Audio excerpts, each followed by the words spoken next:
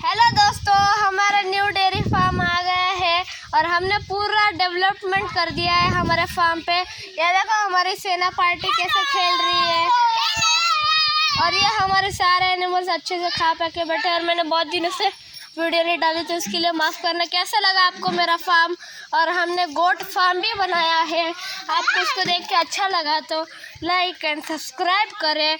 और आपको कैसा लगा हमारा डेवलपमेंट, एक लाइक और सब्सक्राइब जरूर करना।